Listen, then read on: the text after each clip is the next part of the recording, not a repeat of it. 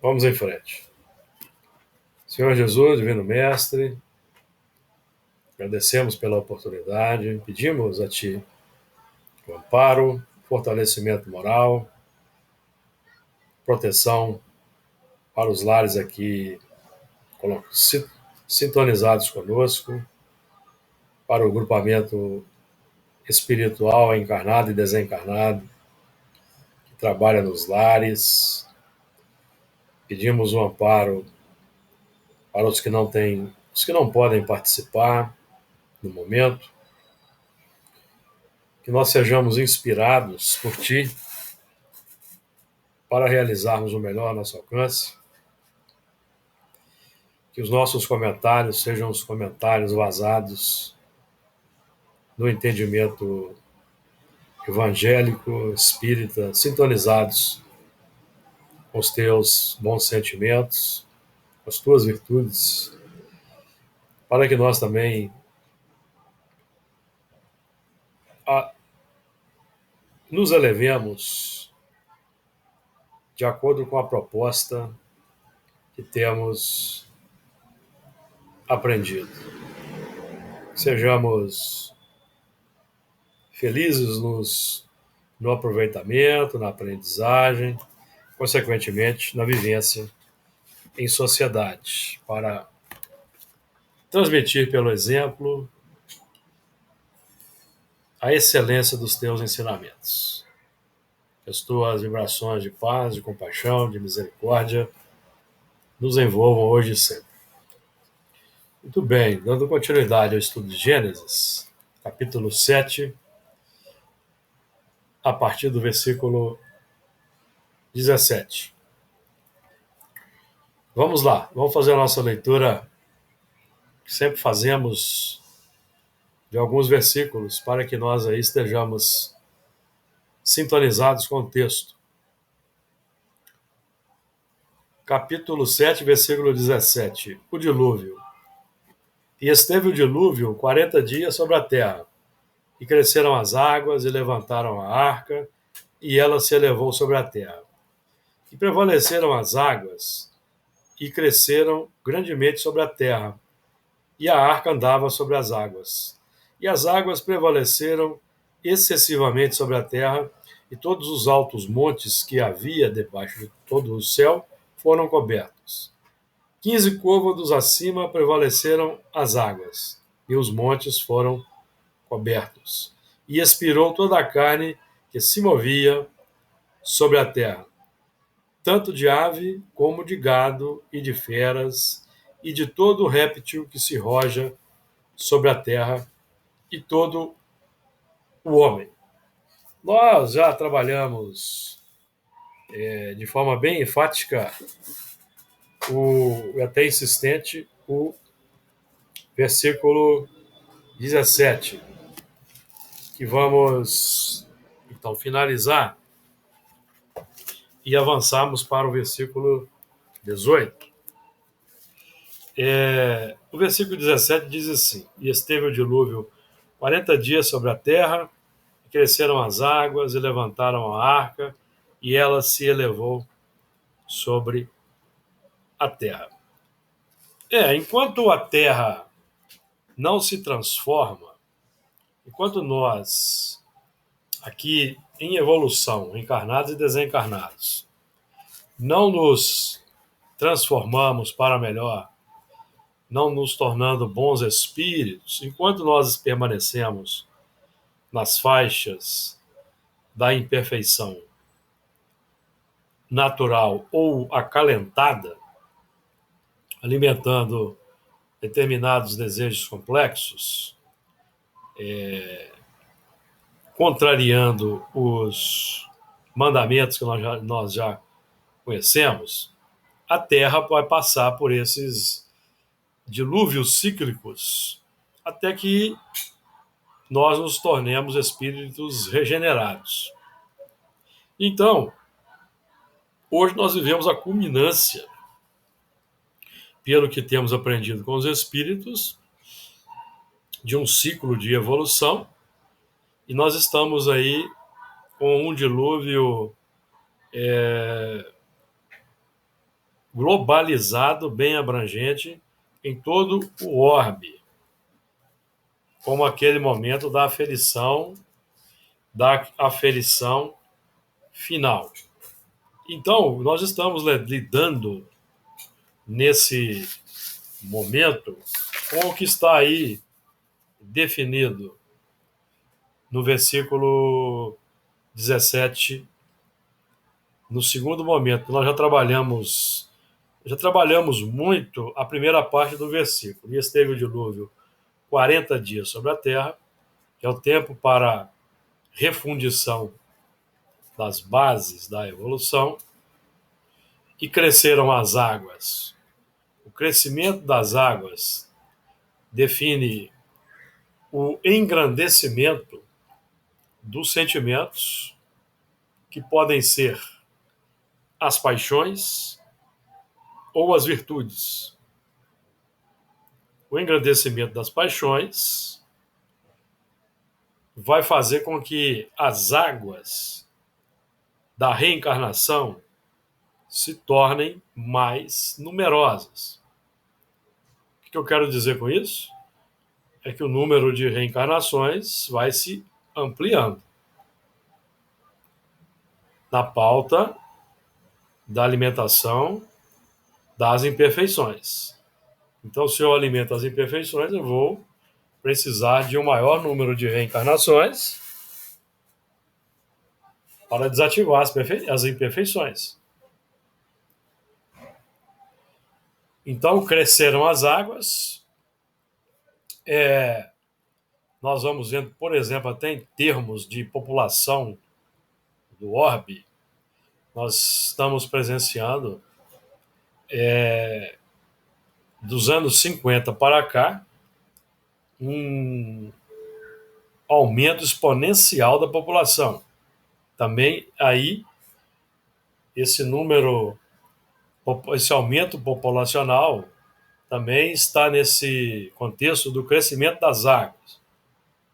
No plano individual, as reencarnações que necessitamos para corrigirmos o espírito, retificarmos os caminhos, a abertura da faixa terrestre para uma ampla quantidade de espíritos para o seu posicionamento aferidor, que vai definir se permanecem no orbe ou se são retirados. Então, tudo isso no cresceram as águas.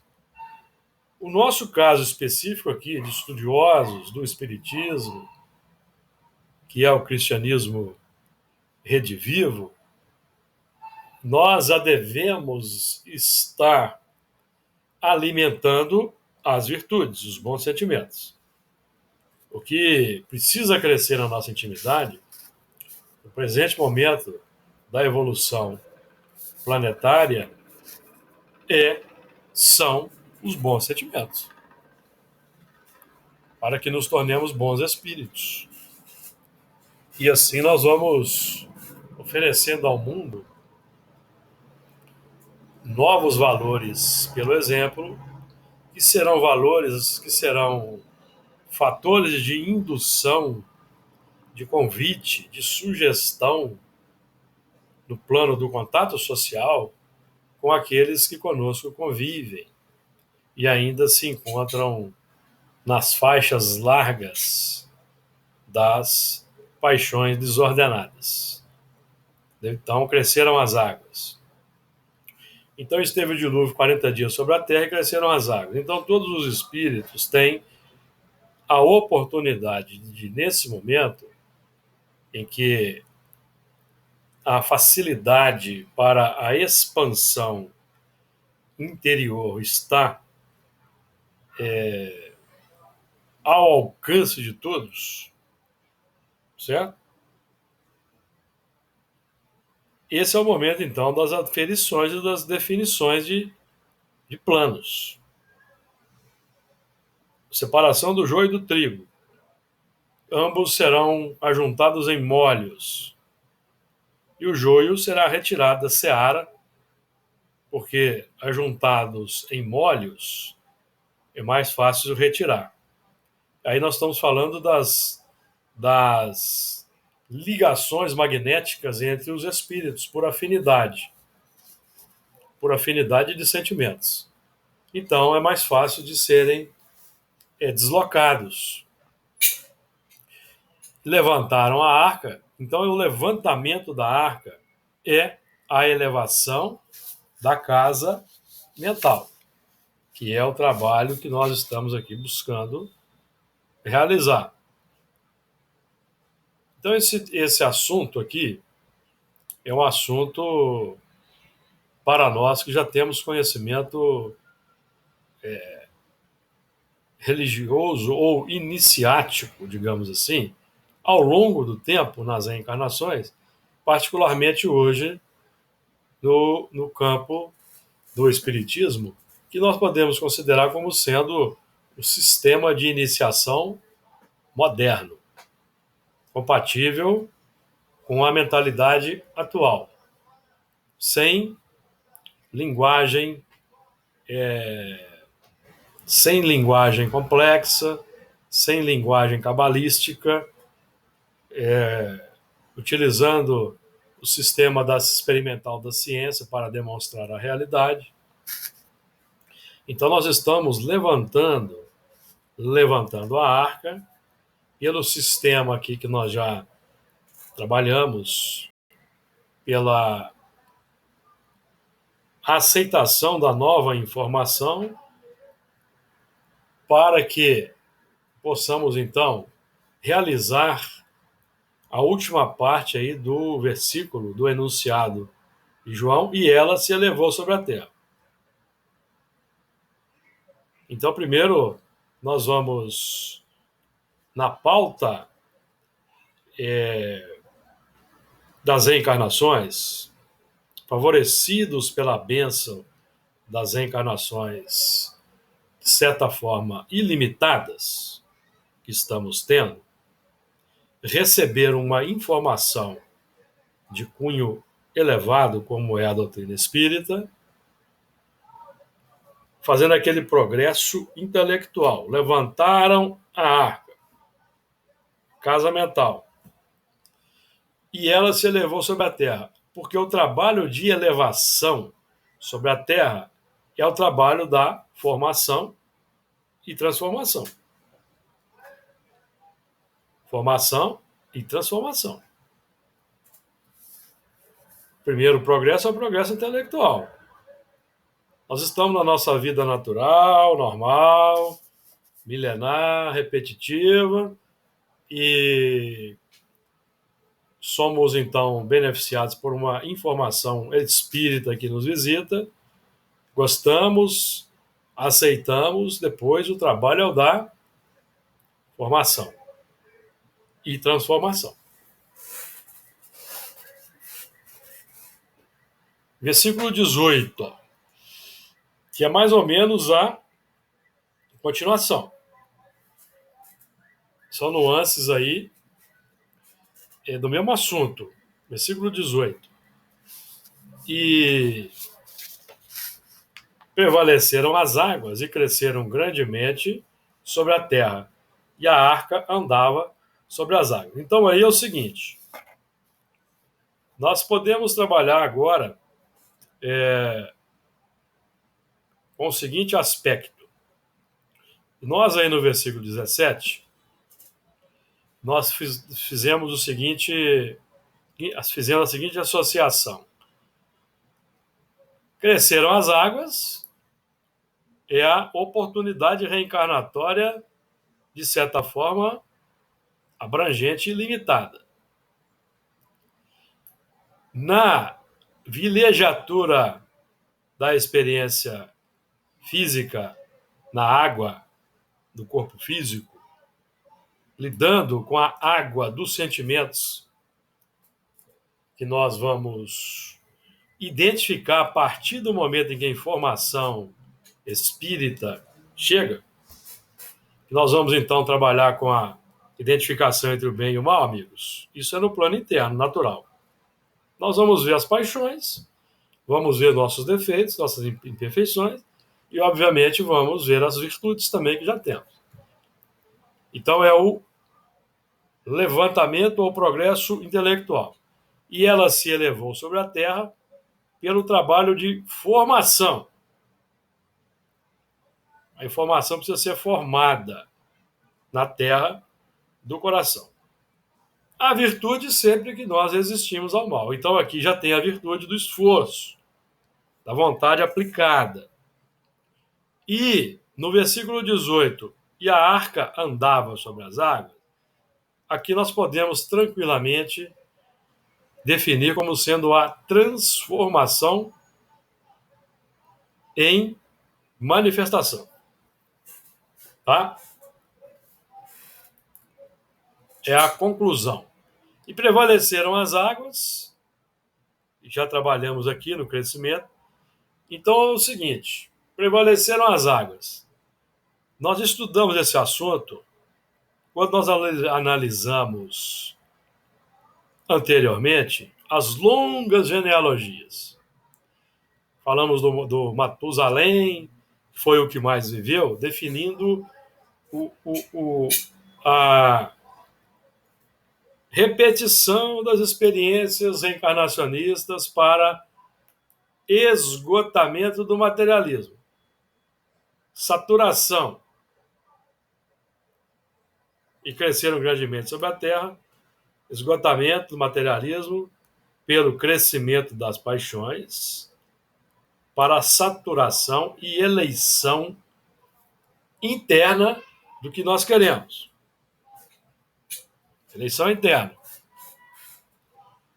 É o que vai definir o processo de separação do joio e do trigo, que nós elegemos no plano interior. O que nós alimentamos na sociedade é a que propostas, ideologias nós damos o carimbo de homologação da nossa sanção individual no campo da sociedade, com o que nós afinizamos, consequentemente, concordamos. Porque nós vivemos um momento em que nós estamos sendo informados que ficarão na Terra os espíritos arrependidos para terminar o processo de depuração, para terminar, dar o acabamento. Quem está no campo da sociedade, passando o recibo, homologando sistemas violentos, antifraternos, consequentemente, não sintonizados com os exemplos de Jesus, esses estão se definindo na pauta dos mundos de expiação e prova. Não esgotaram o materialismo interno, as paixões, o egoísmo, o orgulho. Por isso é que os espíritos, como André Luiz, por exemplo, que através do Chico Xavier psicografou um livro singelo, Conduta Espírita, não para que nós tenhamos uma cartilha para consultarmos sobre como agir no mundo, não. Mas é um livro que sutilmente, nos convida para colaborar no mundo com os bons propósitos em todas as frentes de trabalho na sociedade. Seja no plano da ecologia, da proteção animal, do cuidado com os recursos naturais, por exemplo, economia de água, que é muito importante hoje economizarmos, fazermos um uso consciente da água, porque temos muitos irmãos que não têm água aí pelo mundo, energia elétrica. Tudo isso faz parte, amigos, de um processo em que nós definimos que nós queremos um mundo melhor. Queremos um mundo melhor. E nós estamos empenhados em melhorar o mundo. Então, se nós estamos sentindo aí o crescimento do calor, nós precisamos então colaborar com aqueles que buscam preservar as florestas e reflorestar os ambientes degradados. Se nós não podemos, por exemplo, pessoalmente plantar, nós podemos colaborar aí singelamente com alguma instituição que cuida do reflorestamento, dando uma contribuição mensal. Então nós temos a internet possibilita que nós atuemos à distância, colaborando aí de forma singela com a determinadas instituições que são beneméritas, que lutam para preservar o meio ambiente, que vai nos beneficiar, amigos. Então nós estamos vivendo aí o crescimento das paixões, nós estamos vendo aí, infelizmente, movimentos ainda tristes que permeiam a sociedade, e aqui eu não me refiro ao que é mais visível, que são as guerras, não. Nós temos aí muita coisa lamentável ocorrendo no mundo. Tráfico de drogas. E outras coisas mais que, se vocês forem fazer um levantamento, vocês verão que nosso mundo ainda é um mundo complicado. Ainda não é um mundo em que o bem predomina. Infelizmente, amigos. Não é. Nós estamos sendo chamados pelo levantamento da arca, a identificar a natureza das águas que prevalecem, que são os sentimentos internos que nutrimos, e que crescem grandemente sobre a terra, gerando complicações. E nós temos sinais disso, os espíritos nos dão. Eu vou repetir aqui um assunto que eu já trouxe em outras oportunidades, certo? Nós temos os sinais visíveis que vão indicar para nós o estado das coisas, no nosso plano, tanto no nosso mundo interior, quanto no mundo exterior. Então, por exemplo, questão 895. Você sabe, eu repito ocasionalmente aqui. Indícios, então, de águas complexas. Questão 895. Postos de lado os defeitos e os vícios acerca dos quais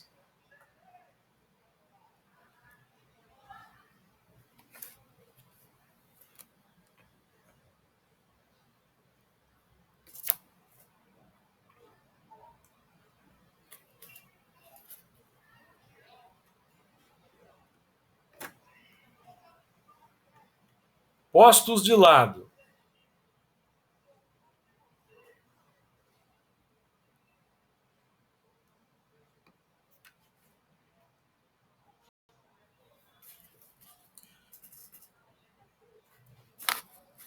postos de lado, todos me ouvem agora? Todos me ouvem? Postos de... Deu um piquezinho aqui na internet. Postos de lado os defeitos e os vícios acerca dos quais ninguém se pode equivocar, qual é o sinal mais característico da imperfeição? Então, amigos, os defeitos e os vícios são sinais da imperfeição. Sinais. Temos defeitos e vícios no mundo? Temos. Em grande escala? Infelizmente, sim. Então, isso define o estágio do mundo.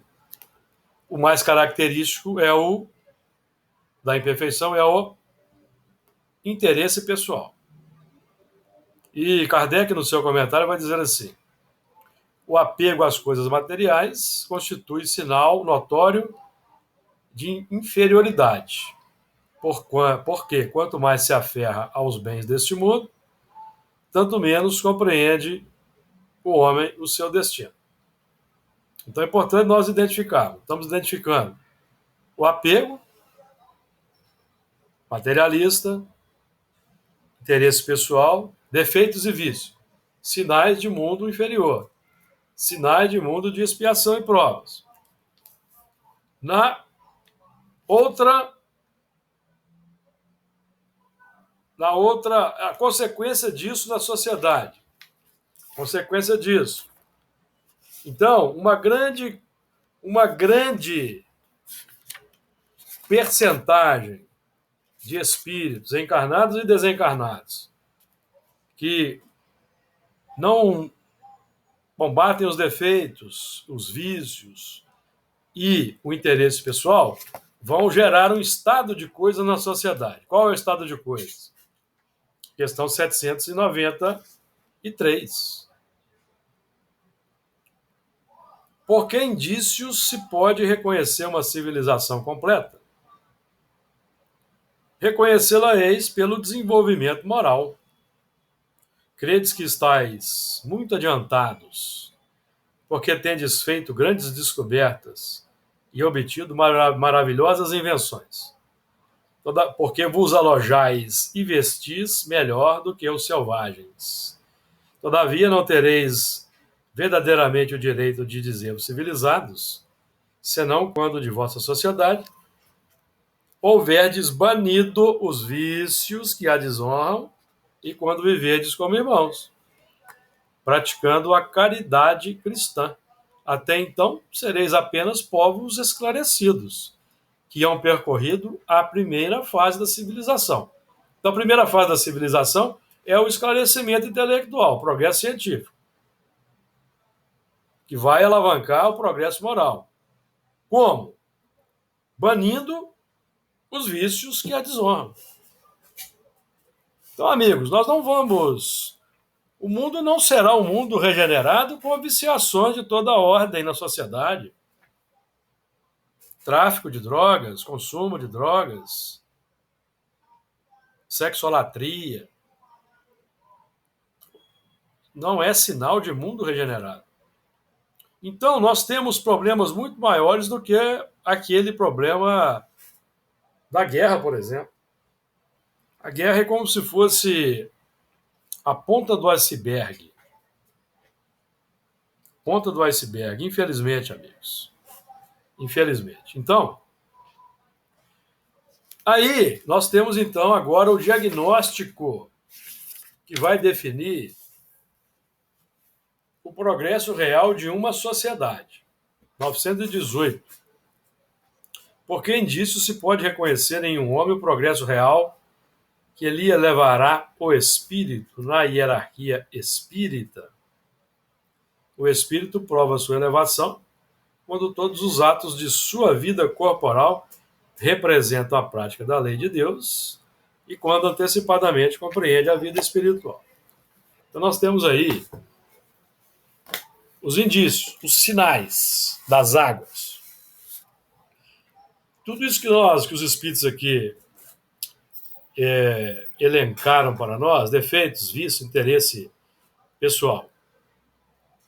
E, do outro lado, cumprimento da lei de Deus, isso define o crescimento de determinados sentimentos no campo individual. Se o que cresce são as virtudes, isso, por definição, significa que estamos buscando cumprir a lei de Deus. Se crescem as paixões, o interesse pessoal, os defeitos e os vícios, isso significa que o que está em crescimento é o egoísmo, que é a maior chaga da civilização, que se responsabiliza, segundo Emmanuel, por toda a discórdia e a delinquência em todas as direções.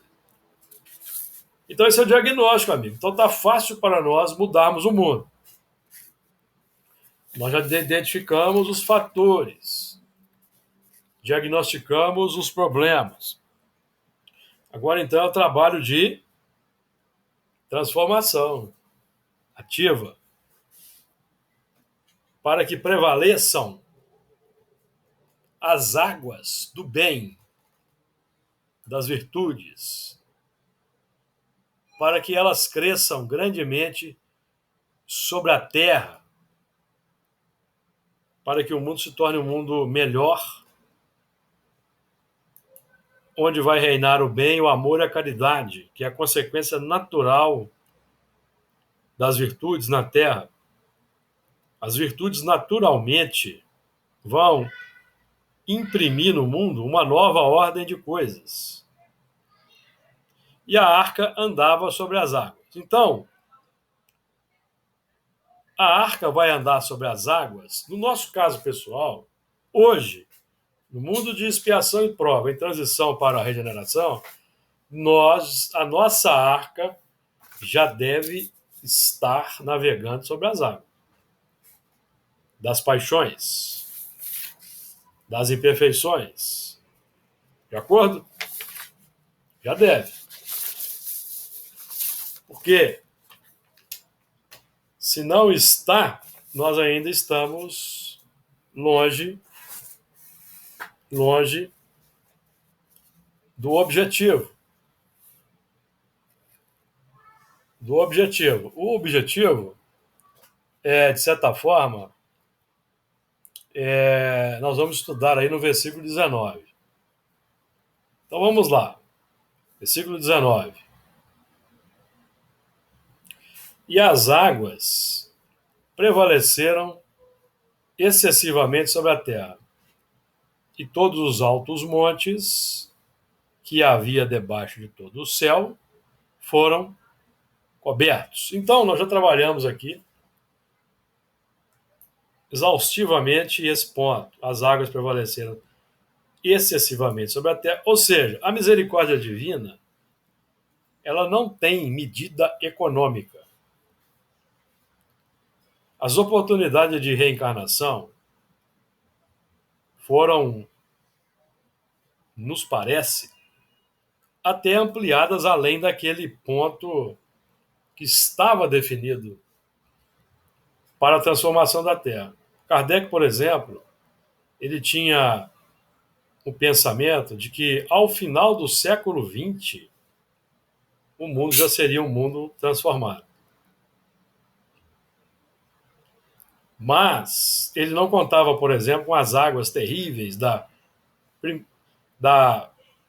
3 guerras que se seguiram após a sua partida. A Franco-Prussiana, de 1870, depois a Primeira Guerra Mundial, de 1914, e a Segunda Guerra Mundial, de 39. E depois de 45, nós não tivemos um ano sem guerra na Terra em algum ponto. O que, de certa forma, prevalece até hoje. Definindo aquela permissão da misericórdia para que nós nos expressemos largamente,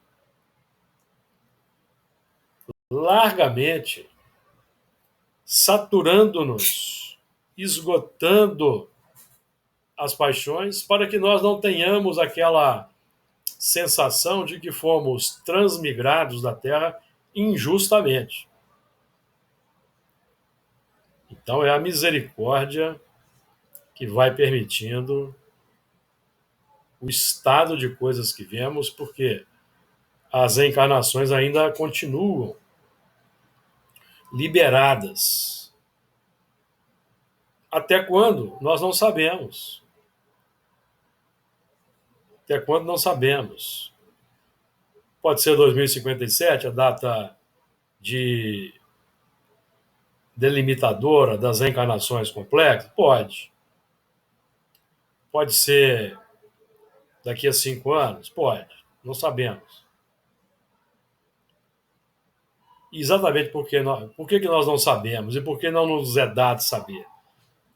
Para que nós perseveremos no bem e no amor ao próximo, exaustivamente, sem desanimar, aguardando os melhores tempos, trabalhando para que a partir de nós os tempos se façam melhores, pelo menos no nosso cantinho particular de ação no mundo, bem limitado, para que da nossa parte, do nosso coração, sejam irradiados sentimentos melhores. Esse é um ponto importante para nós analisarmos. E as águas prevaleceram excessivamente sobre a Terra, que são as encarnações na pauta da reparação dos impactos, para que ocorra saturação e esgotamento das paixões, tá? E todos os altos montes que havia, debaixo de todo o céu foram cobertos. Isso aqui é bem interessante, tá?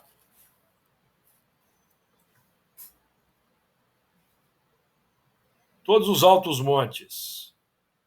Esses montes não têm sentido positivo. Representam as culminâncias máximas do egoísmo, o excesso, transbordamento das paixões, tá? Excesso. Os altos montes. Que havia debaixo de todo o céu. O que significa isso? Que havia debaixo de todo o céu. O céu, na nossa casa mental, simboliza o superconsciente. O superconsciente é o plano das ideias nobres. Plano do evangelho na nossa mentalidade. O plano do espiritismo na nossa mentalidade, que vai projetar a identificação debaixo. O que está debaixo do céu interior de cada um de nós? Nós temos o superconsciente. O que está debaixo do superconsciente na simbologia da arca, que é a casa mental? O que está debaixo do terceiro andar, que é o superconsciente? O plano consciente e o plano subconsciente. Debaixo do todo o céu significa o quê? Que nós identificamos o que trazemos na intimidade. Nós já vimos aqui. Sinal de inferioridade, defeitos, vícios, interesse pessoal. Sinal de superioridade, cumprimento das leis de Deus. Está debaixo do céu. Nós já identificamos em nós que nós já temos virtudes, sinal do cumprimento da lei de Deus, mas ainda trazemos imperfeições, sinal dos defeitos e dos vícios. Está debaixo do céu. Então, debaixo, sob o olhar da consciência desperta. No plano da existência física, da reencarnação, plano das águas.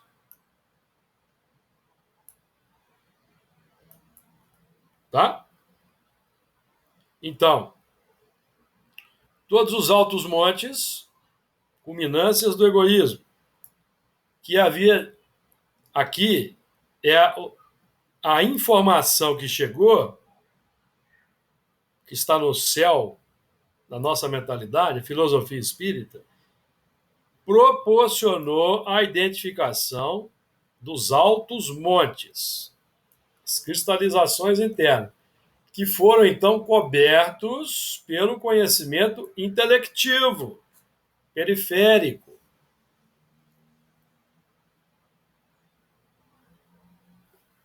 Foram abarcados pelo olhar consciente. Para quê?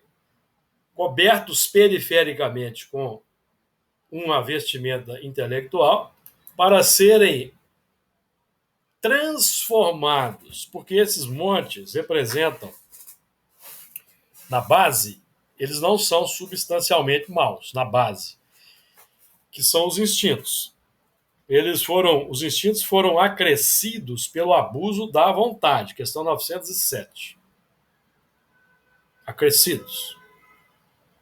Então nós vamos então fazer o quê? Retirar a escória que foi acrescentada. que é o trabalho de transformação moral, combate às imperfeições. Certo? Para que ocorra o que está aqui no versículo 20. E os montes foram cobertos. Que é o trabalho da transformação. Então, aqueles montes, vejam bem, falamos aqui do superconsciente. Certo? É o setor das noções superiores da nossa intimidade. Lembra-se do livro No Mundo Maior, Casa Mental? Superconsciente, consciente, subconsciente. Superconsciente, sede das noções superiores. Consciente, plano de trabalho no hoje. Subconsciente, sede dos impulsos automáticos. Então, superconsciente, esses altos montes aqui, nós já estudamos isso no Apocalipse, não sei se vocês vão se lembrar, que as complicações subiram até o céu. Lembra-se disso no Apocalipse? Nós estudamos há pouco tempo. Ou seja, nós transformamos o egoísmo em aspiração de felicidade. Então ele ocupa o superconsciente, o céu.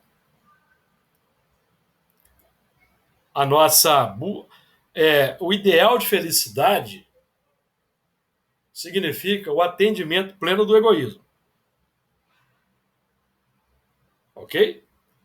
E aqui nós estamos trabalhando com o movimento reverso, que a doutrina espírita, o evangelho, o conhecimento intelectual foi adotado, nós partimos para o processo de transformação moral e nós revestimos os altos montes, que é o processo finalístico, transformamos essas culminâncias que definem capacidade operacional em virtude, descobrimos. Então, a virtude, ela, nesse movimento em que nós conseguimos vencer as imperfeições, as virtudes se tornam o campo dos impulsos automáticos do ser, como Jesus exemplificou. Pergunto para vocês se ficou clara a ideia, se alguém quer trazer algum comentário. Se alguém quiser comentar, abra o som e depois feche, tá bom? As águas prevaleceram excessivamente sobre a terra. Misericórdia permite a autoafirmação ampla. Aí, os que se mantêm na complicação das paixões, amigo, vão sendo instrumentos da justiça e do escândalo para aqueles que ainda precisam de receber impactos, porque não se arrependeram a tempo ainda. Então, quem vai impactar com escândalo, sendo instrumento da justiça, são esses que têm os altos montes do egoísmo, do orgulho, da vaidade, da cobiça, que vão se expressar pela violência, pela delinquência, pela discórdia, pela desunião, pelas ações arbitrárias, pela exploração do fraco pelo forte.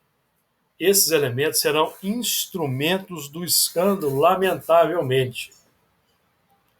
E conforme diz o irmão Jacó no livro Voltei, corrosivos do orgulho e do egoísmo do próximo na sociedade. Então, nós não podemos mais operar de forma consciente nesse território. Conscientes. Nós devemos já estarmos aplicados a expressar aquilo que aprendemos em doutrina espírita. apoiados na vontade, que é o impacto determinante, que vai alterar a direção dos desejos pela adoção de novas práticas na sociedade. Porque o cristão sem prática do bem, amigos, é um cristão inoperante. O cristão que só é cristão no templo, na vida particular, social, ele continua o mesmo materialista crasso, é um cristão inoperante. Não entendeu ainda o significado de sermos cristãos, que é o que nós estamos aqui buscando fazer na pauta do que a doutrina espírita nos ensina. Então, só para concluir e consolidar, estes montes não têm sentido positivo. Eles têm o sentido do alcance das linhas máximas que poderão ainda nos prender na retaguarda. O egoísmo e orgulho. É o amontoado das nossas cristalizações. São os montes das cristalizações na sustentação de determinados componentes da retaguarda.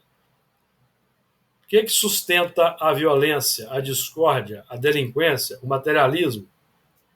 Os montes do egoísmo individual de cada um, o que mantém o sistema. Então, como nós vimos em João Batista, haverá um aplainamento de todos os montes e serão rebaixados. É Lucas 3, 5. Eu vou ler para vocês aqui que eu marquei. Lucas 3, 5. Vai dizer assim João Batista: todo vale se encherá, e se abaixará todo o monte e o outeiro, e o que é tortuoso se endireitará, e os caminhos escabrosos se aplanarão. O vale, o que é o vale? O vale, se nós temos aqui os montes simbolizando o egoísmo, o orgulho, a vaidade, a cobiça, por exemplo, o vale é a depressão que define ainda a virtude incipiente, ou em nascimento, ou em crescimento. Então nós precisamos encher esse vale. O símbolo de João Batista: todo vale se encherá. Ou seja, a virtude vai crescer. Não é isso que Jesus define? Quando ele define a separação do joio e do trigo, o que ele vai dizer? Que ambos precisam crescer juntos. Por quê? Em termos espirituais, em termos interiores, o joio ele vai ser suprimido pelo trigo. O trigo vai dominar o território. Então o joio vai estiolar. Mas com o nosso trabalho de, simbolicamente, de retirada do joio, que é combate às imperfeições. Combatendo as imperfeições e praticando bem, combatendo as imperfeições, nós vamos fazendo com que o trigo cresça e o joio se estiole. Agora, no ponto de vista social, dos movimentos cíclicos que os espíritos, em nome de Jesus, eles fazem no globo, a retirada do joio se dá pela retirada, o impedimento da reencarnação desses espíritos da Terra.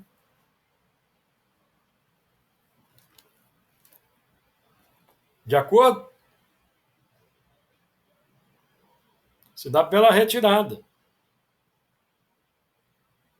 No campo social é o impedimento da reencarnação. No plano interno é a transformação moral.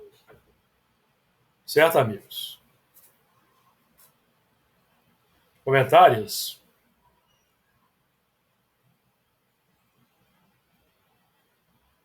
Deixa eu fazer só uma correção no texto aqui.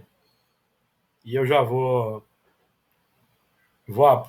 vou parar de compartilhar, vou corrigir o texto aqui e vou voltar, tá? Alguém quer fazer algum comentário?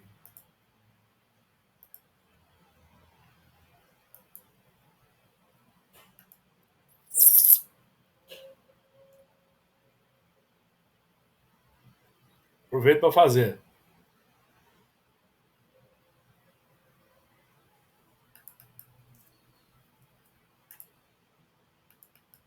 Então é isso. Nós estamos trabalhando aqui com o símbolo do texto de Gênesis. Nós trabalhamos basicamente conceitos espíritas que nós já conhecemos. Nós buscamos adotar para interpretar esse texto o parâmetro espírita, o conceito espírita, para que nós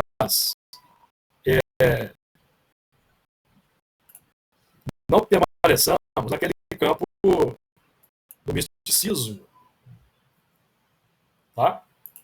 O campo de um misticismo que não vai nos auxiliar no trabalho de entendimento. Que nós precisamos trabalhar com parâmetros mais práticos para aproveitar o manancial. Podemos ir em frente, então, versículo 20? Vamos lá. Versículo 20. 15 côvados acima prevaleceram as águas, e os montes foram cobertos.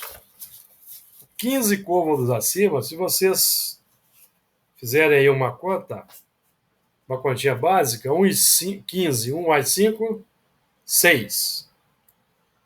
Então nós estamos trabalhando aí com o fim de um ciclo setenário de evolução, a semana adâmica, que se iniciou em 4.000 a.C., simbolicamente com a formação de Adão e Eva, e o sétimo dia nós estamos iniciando neste milênio. Então, foi permitido a nós 6 milênios. 6 milênios para a autoafirmação.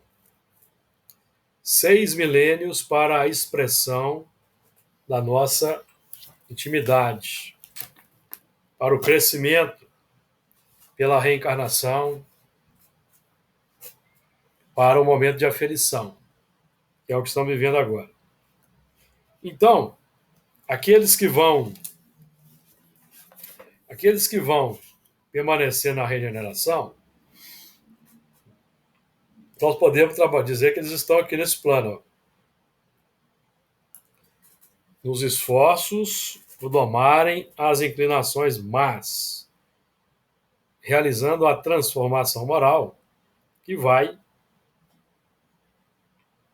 desaguar no campo das virtudes. E vai definir que os montes, os altos montes complexos, que não têm sentido positivo, serão cobertos. Então, esses 15 côvados acima prevaleceram as águas. Então, os dilúvios, que é o banho das encarnações, para nos colocar a mente na linha do arrependimento. Arrependei-vos. Quem que dizia isso? Arrependei-vos. Endireitai as veredas, preparai o caminho. João Batista. João Batista. Preparar o caminho é a informação nova que adotamos. Estamos preparando o caminho. Porque até agora nós seguimos uma mentalidade utilitarista, materialista, consumista, falando em termos globais, tá? Nós, ao longo das existências, embora tendo sido cristãos, sacerdotes, inclusive, nós adotamos a linha materialista. Hoje estamos buscando a reversão nas frentes do Espiritismo. Então, preparai os caminhos. Nós podemos inverter a ordem do João Batista. Preparai o caminho, informação. Endireitai as veredas, arrependimento. Arrependimento. Certo? É o arrependimento. Porque aí nós vamos encher, fazendo associação com Lucas, nós vamos encher os vales e cobrir os montes. Então, esse prevalecimento das águas define que o sofrimento veio trabalhoso fazer o saneamento. Que é quando nós dizemos basta.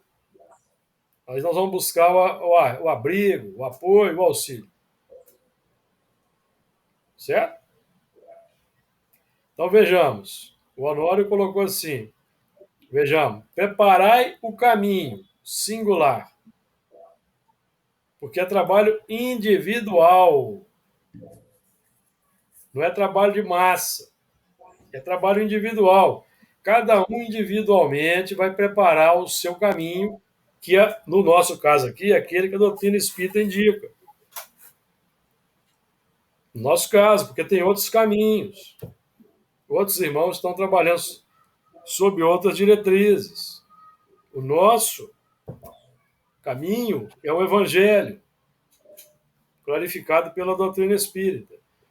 E endireitai veredas, plural, porque é corrigir as imperfeições, domar as imperfeições, porque as imperfeições propõem inclinações para seguirmos por determinados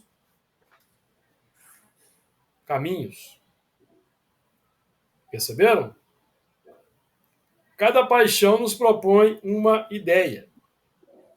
Eu estou aqui me referenciando, amigos, ao Evangelho segundo o Espiritismo.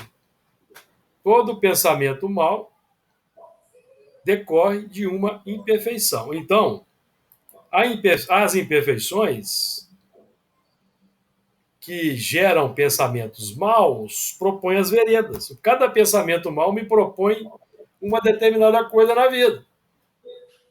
Ah, você tem que responder mesmo. Ah, você tem que xingar mesmo.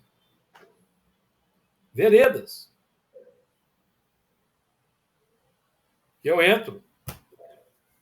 Às vezes nós entramos de cabeça nessas complicações. São as veredas.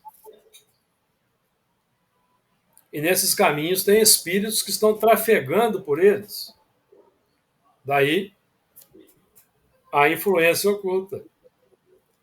Então, como nosso tempo está se esgotando, nós estamos vivendo hoje esse movimento triste de prevalecimento de águas complexas na humanidade.